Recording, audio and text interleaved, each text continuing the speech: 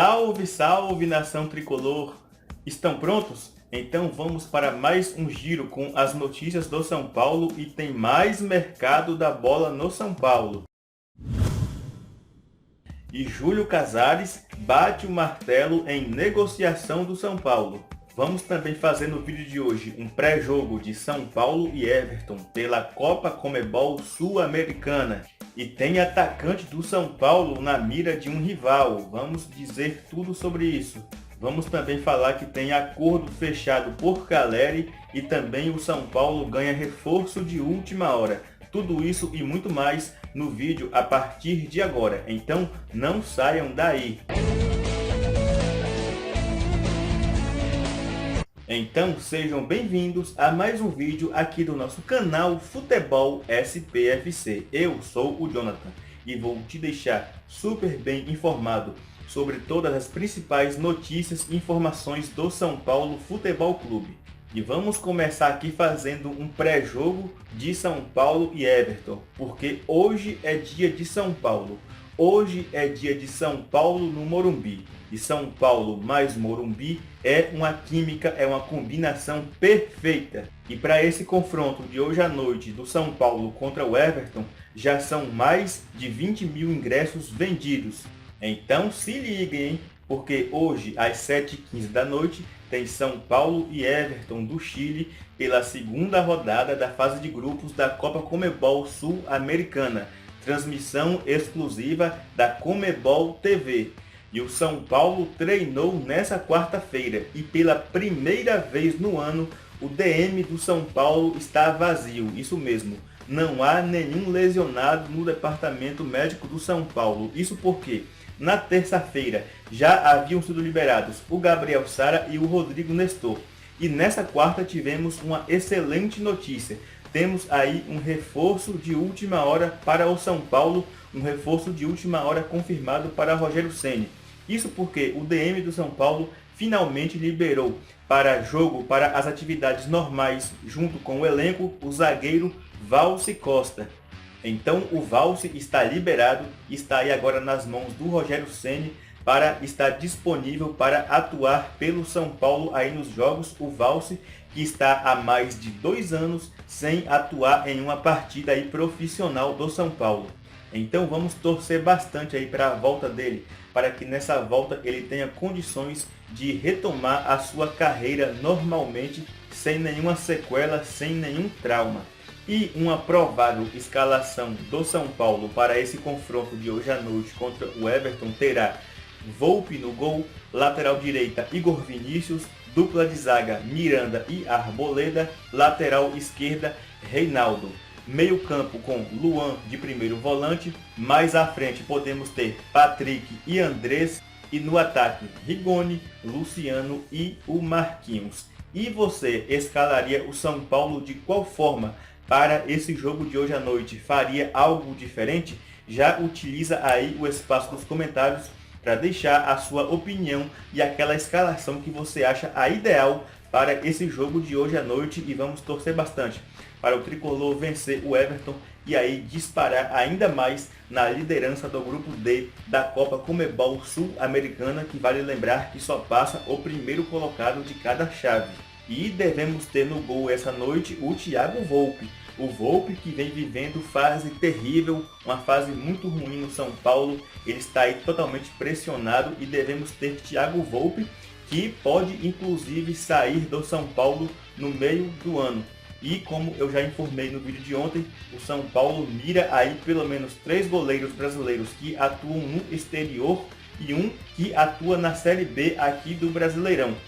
Um desses goleiros, provavelmente, como eu falei ontem, é o Marcelo Groi. E hoje pintou mais um provável nome, que é o do goleiro Neto, que atua pelo Barcelona e está ali em fim de contrato com o Barcelona.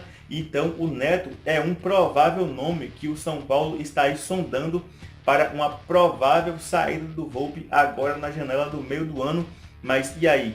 Você aprova esses nomes, Marcelo Groi e também o Neto, para provável substituição do Thiago Volpi? Já coloca nos comentários aí a sua opinião e aproveite e se inscreva no canal, ative o sininho e deixem like, porque não custa nada a vocês e de contrapartida me ajudam demais aqui, e eu conto muito com a torcida tricolor para juntos crescermos esse canal aqui no YouTube, beleza? E agora vamos seguir aqui com o nosso giro com as notícias do São Paulo e falar aqui do Jonathan Calleri, porque tem acordo fechado aí pelo Calleri.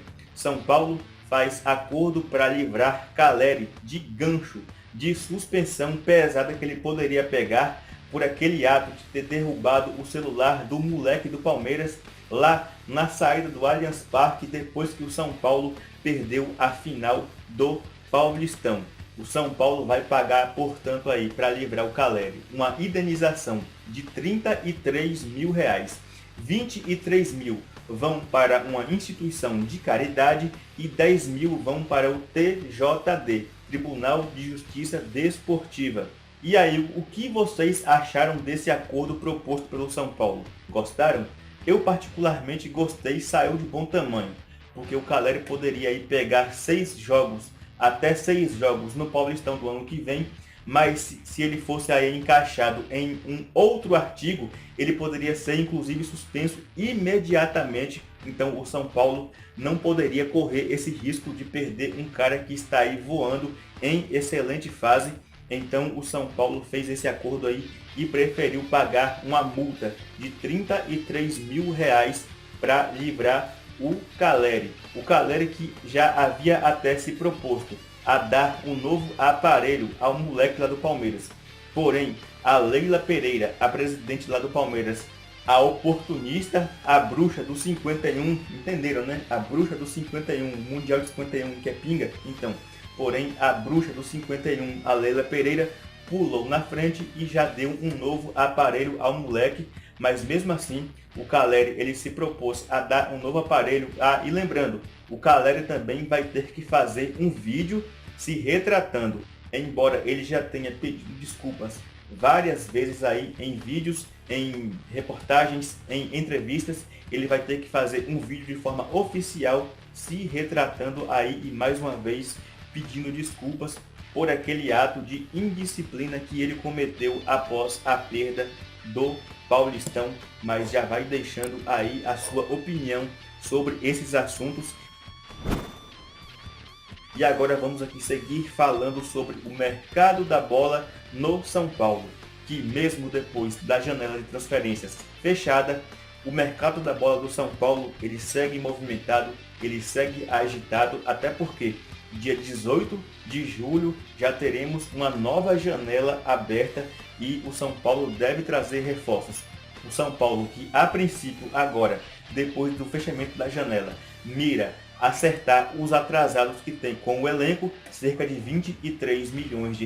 O São Paulo quer zerar isso aí até o final de maio, para ganhar um suspiro de caixa e em julho ter fluxo de caixa para comprar direitos federativos de jogadores aí na janela do meio do ano. Então o São Paulo deve aí buscar ainda mais um zagueiro, o ponta e o meia de criação, tudo para a janela do meio do ano.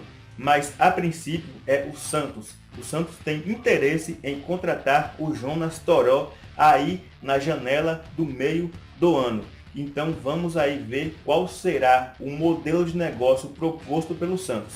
Porque o Santos demonstrou interesse em Tietê, propôs algumas trocas, mas nenhum nome agradou ao São Paulo.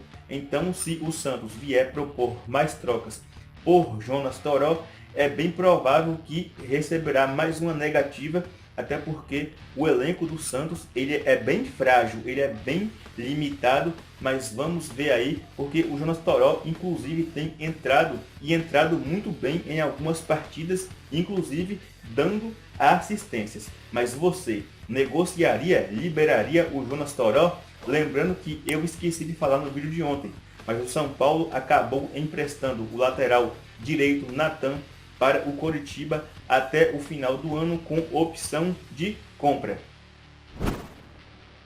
E vamos falar aqui agora, continuando com o mercado da bola no São Paulo, com mais um acordo fechado, e dessa vez tem martelo batido. Isso mesmo, Júlio Casares bateu martelo. Júlio Casares bate o martelo em relação à renovação de contrato do Luciano, o atacante Luciano, que causou aí nas redes sociais após postar em seu Instagram uma mensagem de agradecimento ao São Paulo, que logo no princípio causou tumulto, muita curiosidade, muita especulação se seria uma saída do Luciano, se seria uma renovação, o que aquilo significaria, mas no final das contas, como eu falei no vídeo anterior, era um agradecimento ao São Paulo realmente pela faixa de capitão que ele estava usando naquele jogo e por o São Paulo o ter recuperado para o futebol, mas o Júlio Casares revelou ao Jorge Nicola que está tudo encaminhado, tudo acertado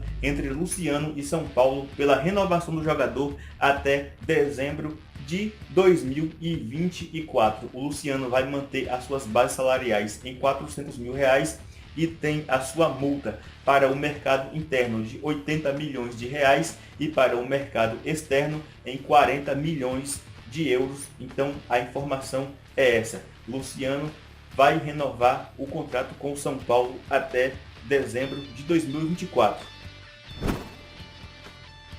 E agora eu vou aqui repercutir um post interessante que eu encontrei feito pelo blog SPFC Play, que é um blog muito sério que cobre aí o dia a dia do São Paulo, e eles fizeram ali um post em relação às oportunidades de negócio que o São Paulo teve de fazer bons negócios com jogadores que hoje estão em alto nível, estão voando, que em gestões passadas foram oferecidos ao São Paulo, ou o São Paulo teve a opção de adquirir ou de fazer propostas, mas o São Paulo fez escolhas erradas, ou não quis, ou não fez a proposta. Então eu vou aqui citar alguns nomes e vocês vão se surpreender. E o primeiro deles é o goleiro, o Everton. O Everton, ele foi oferecido ao São Paulo e o São Paulo não quis. E hoje o Everton é disparado o melhor goleiro em atividade no Brasil, inclusive aí goleiro de Copa do Mundo. O outro é o Gabigol, que hoje arrasa no Flamengo, quebrando recordes por cima de recordes com a camisa do Flamengo.